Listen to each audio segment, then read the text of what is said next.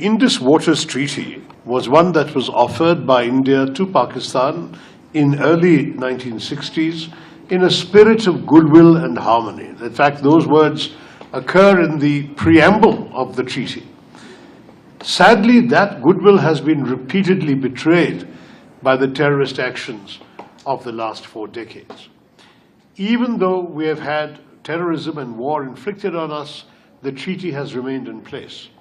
But this time, our government has placed the treaty in abeyance, which means it is in effect suspended. Its operations are suspended until such time as we get satisfactory indication from Pakistan that they are prepared to conduct themselves in that spirit of goodwill that is provided for in the preamble of the treaty.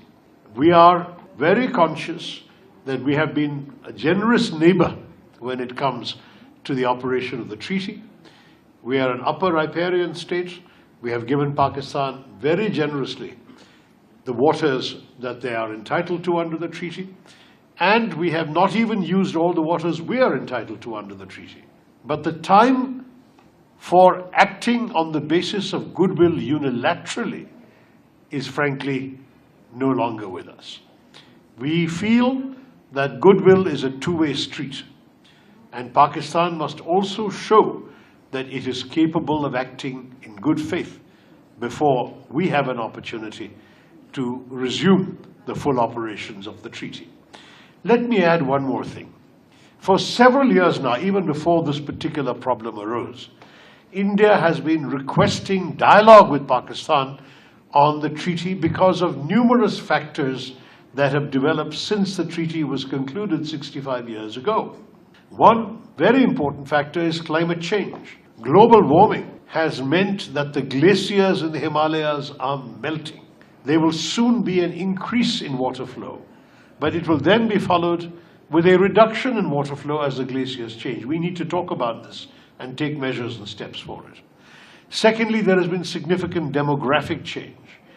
The usage of water in Pakistan is, broadly speaking, now unsustainable because of the number of people drawing water from the Indus.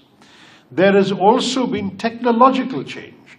The restrictions placed in the treaty reflect the dam engineering technologies of the 1950s. Today, there are new sophisticated technologies available, which would make it possible for us to have modifications which do not harm anybody's interests, but which would enable both sides to have more water used. All of these things, India has been requesting dialogue with Pakistan under the provisions of the treaty, but Pakistan has refused to cooperate and talk to us. So we would suggest that Pakistan first take active steps to dismantle the infrastructure of terrorism and show the goodwill we're looking for. And second, that they also engage with us seriously at the level of experts on all these issues. These are issues which certainly cannot be ignored with the passage of time.